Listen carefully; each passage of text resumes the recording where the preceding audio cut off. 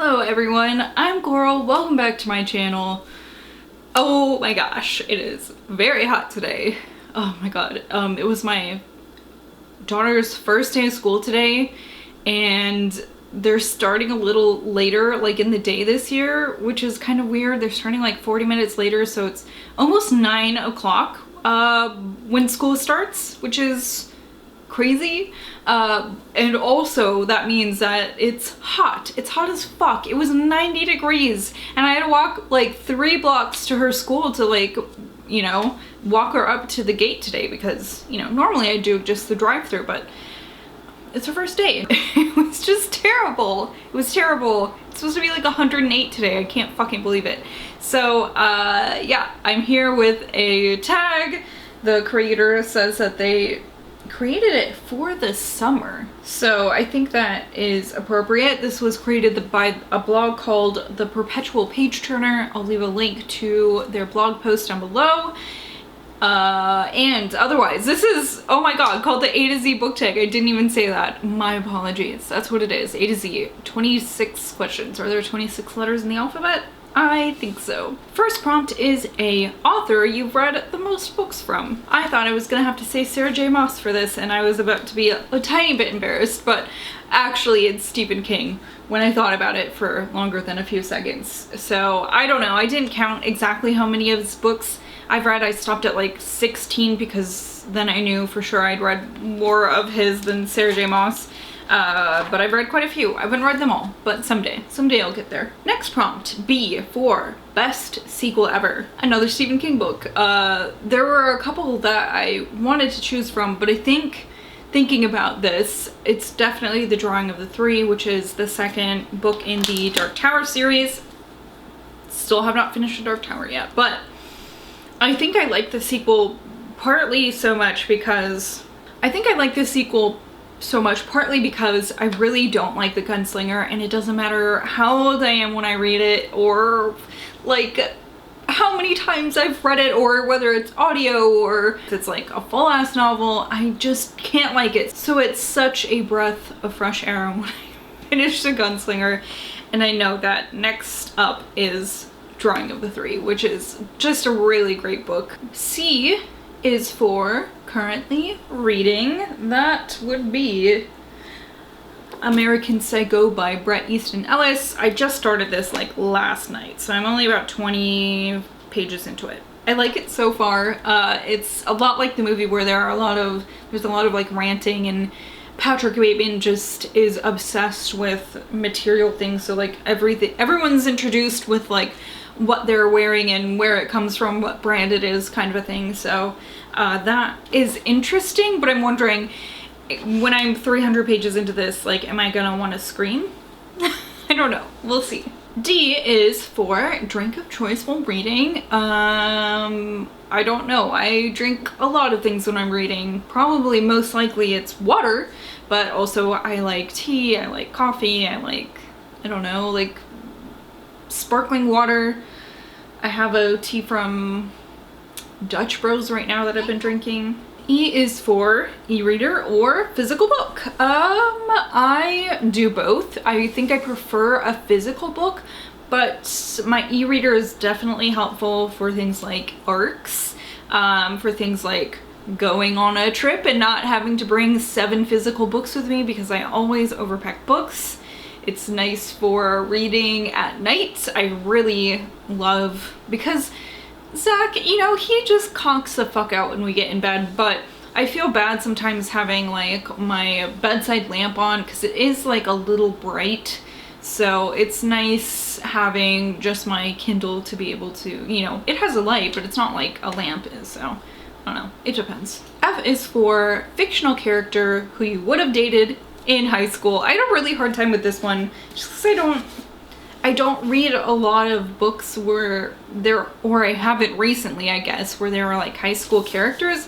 But then I remembered The Loop by Jeremy Robert Johnson, and there's this character in this named Brewer who is like kind of a weirdo. He does drugs and stuff like that, and I was like, oh, well, that is it then. That's what I also did in high school. Although I really didn't have a lot of boyfriends who did that kind of stuff too, which is kind of ironic, I guess. But yeah, I think it would definitely be Brewer. G is for glad you gave this book a second chance. For sure. That is Scythe by Neil Shusterman. I remember I was about 80 pages into this a couple of years ago and I was like, this just isn't doing it for me right now.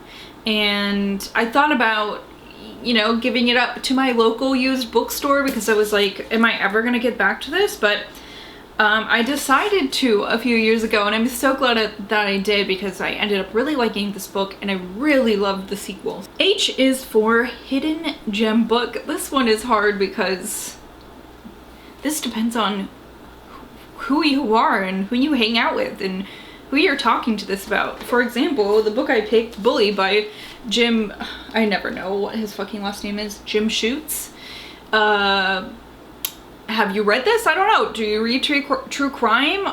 There's probably a million people out there who have read this who are like, oh, I know that book, you know, but I feel like most people I know, even if they read true crime, or at least like I don't see people talking about this one.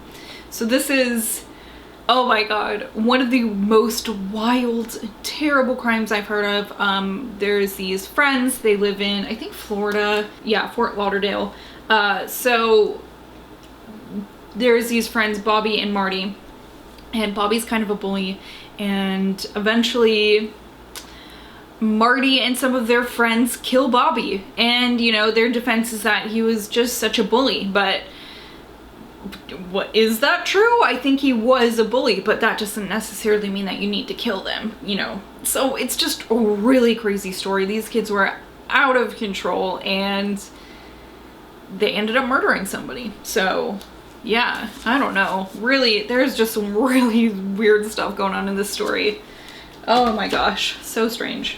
I is for important moment in your reading life. I wasn't really sure, again, what to say about this because, I don't know, I've always been a reader and I don't know if anything's really impacted that or like made it less or made it worse or made it different other than finding like bookish social media. I think that was a big change in my reading life because I was introduced to more people who read, because I know some people who read in my life, but you know, not very many, and not very many who read the same kind of books as me too, which is a big thing. So I was introduced to more people, to different kinds of books, to more authors, to different genres that I've never heard of before, and man, it's really changed my life. I mean, I can't imagine like not having found like Bookstagram, which I think I wouldn't have found like YouTube booky stuff like BookTube, and so I wouldn't even be here doing this right now if I hadn't found bookish social media, which is really weird to think about. So I think that's it. J is for just finished, and for that, Lupe by Jean Thompson, which was so weird. It's about this woman named Emily. Her husband's cheating on her. She finds out about it, and her strange friend introduces her to this young boy named Lupe who might not be a young boy exactly, and the story gets really out of control. K is for kind of books you won't read. I think probably I would stop anything that has too much like bad stuff involving kids. That's probably something I wouldn't be able to read. I just don't seek out books like that anyways. I don't like self-help books. I was forced to read those as a teenager because my dad thought I was just like a really fucking bad kid when I was like just really fucking normal, but he made me feel really bad about myself, and they would make me read self-help books. They told me I was neurotic. I remember specifically there was this book about neurotic teenagers, neuroses. I still like really don't know the definition of neurotic, but they thought I was that. And probably like religious texts. I'm not ever gonna read that. Yeah, this is just not my thing. L is for longest book you've ever read. I accidentally dropped this poor book when I was picking it up earlier. It just slid right out of the dust jacket because it's so heavy, but definitely Oathbringer by Brandon Sanderson. This is 1,200 and something pages long, 200 pages longer than Dance with Dragons by George R. R. Martin, which I thought would be the longest book, but it's actually this one. M is for Major Book Hanger because of Vultures by Chuck Wendig. Absolutely, it's this one. This was the last book in the Miriam Black series. I've talked about it so much, I'm probably annoying you at this point, but this was a great book. This was a great series. It was a great end to the series, and it makes me so sad that, you know, I'm not gonna have any more Miriam Black adventures, or at least like any new Miriam Black adventures. N is number of bookcases you own. I think technically it is 12, although some of them aren't. Like, one of them doesn't really have books on it, and the other one, there's 2 of them that have mostly my daughter's books on them, and one, I don't know, one that I have like really special books and books that aren't really like reading books, you know what I mean? More like reference books. So if you're talking about just bookcases for my books that are reading books, I think I have 8. O is for one book you've read multiple times. Angela's Ashes by Frank McCourt. This is a memoir about his childhood growing up in England, or in Ireland, not England. Oh my gosh, she would be so upset at me. Yeah, it's just a book that I've had for a really long time, and growing up, I think especially in the 90s and the early 2000s, like, it wasn't like now where my, you know, if my daughter was like, hey mom, I don't have anything to read, can we go to the bookstore? I'd be like, yes, of course, yes, I love that, let's go. But back then it was like, oh, I don't have anything to read, so I'm just gonna read this book over and over because, I mean, I like the book. It's a good book, and it's, oh, it's really dirty on the edges. My aunt bought me this for my birthday when I think I was like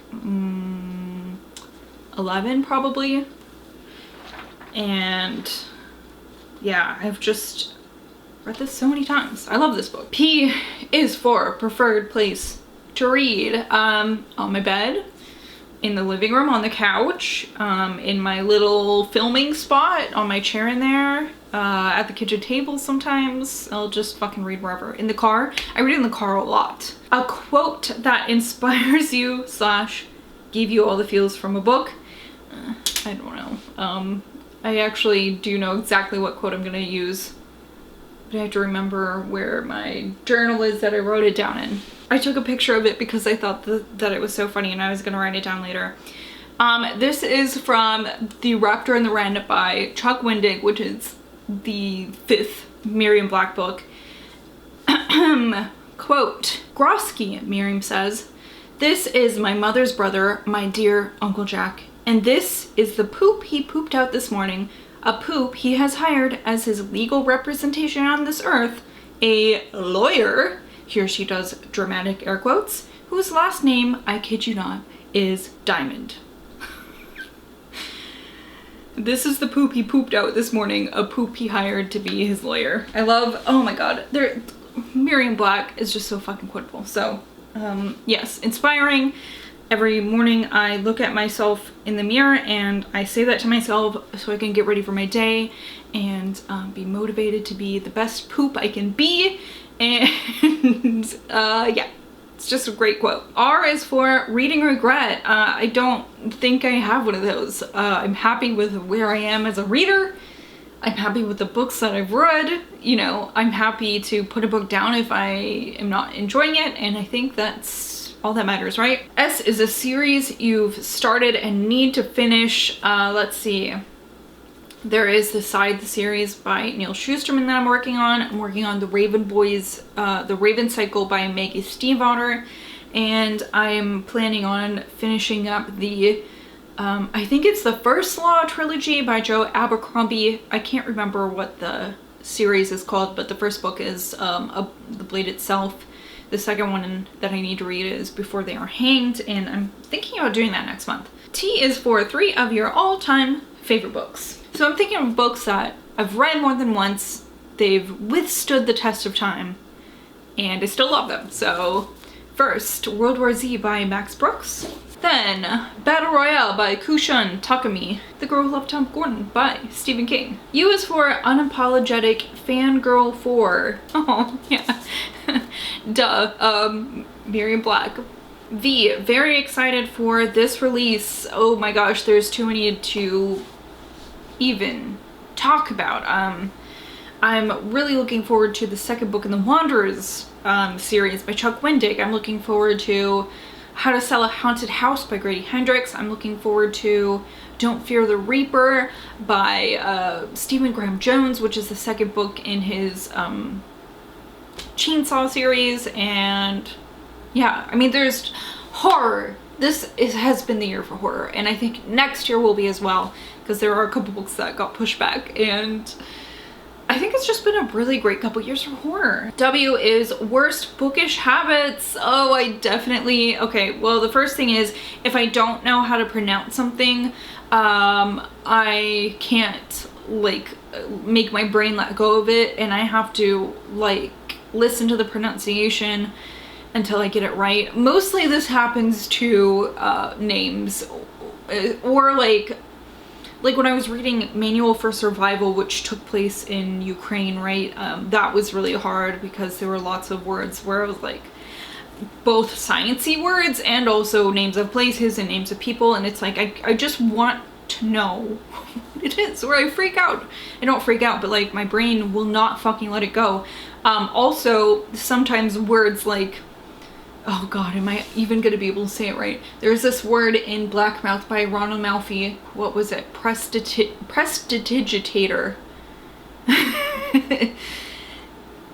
Prestidigitator. And like, I just couldn't, oh my god, it's so annoying that my brain does that. But my other really bad habit is I bite my nails.